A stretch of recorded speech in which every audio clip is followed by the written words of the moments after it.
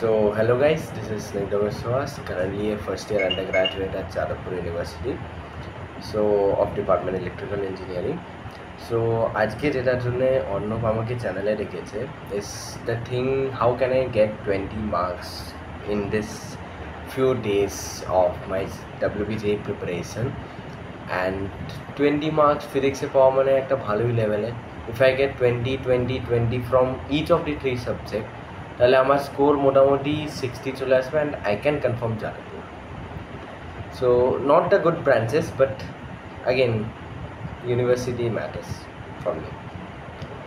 So let's discuss about the topics কি কোন কোন টপিকসগুলো করলে আমার খুব ভালো হতে পারে, আমার খুব নাম্বার এসে যেতে পারে.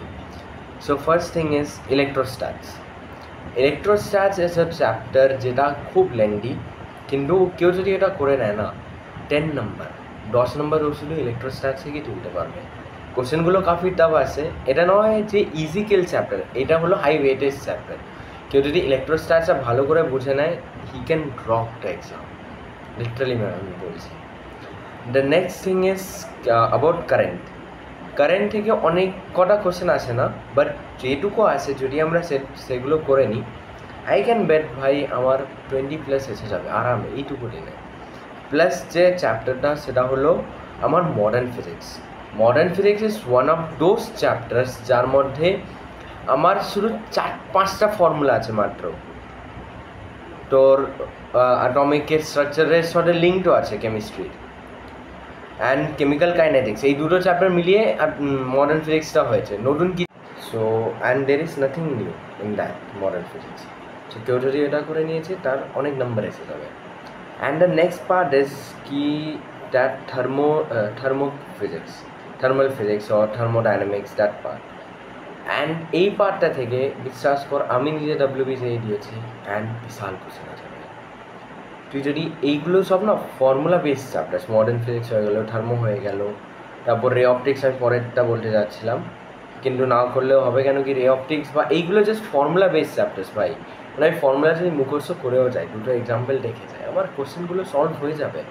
অ্যান্ড ম্যাটার ইজ কি কোশ্চেন সলভ করা. এটা কেউ দেখছে না যে আমি কতটা কনসেপ্ট পারি, এটা শুধু দেখবে যে আমি কোশ্চেন সলভ করতে পারছি কি না. রিয়েল লাইফ এক্সাম্পল দিচ্ছি, আমার ব্যাচমেটরা আমার থেকে অনেক বেশি কনসেপ্ট জানে, কিন্তু এটা ম্যাটার করে না কি ওরা কত কনসেপ্ট জানে, এটা ম্যাটার করে কি এক্সামে আমি কতটা সলভ করতে পেরেছি জিনিসটা. So the next part is কি next chapter I mean unit and dimension. 2 to 3 marks এর কোশ্চেন এসে যায়, and I can bet this is one of the chapters that if someone does that, তো 3-4 marks sure ভাই, sure, এই নিচে কোনো কথা নেই ভাই, অনেস্টলি বলছি. তারপর এর উপরে টাইম পাবি না গ্যারান্টি দিচ্ছি, কিন্তু বলার কথা ঠিক আছে, ভিউজ পাওয়ার জন্যে বলার কথা বলে দিচ্ছি. যে নেক্সট চ্যাপ্টার হলো যে ray optics easy kill chapter, but ভীষণ লেন্থি. ফর্মুলা মনে রাখলেই ভাই তোর মানে 80% কোশ্চেন হয়ে যাবে.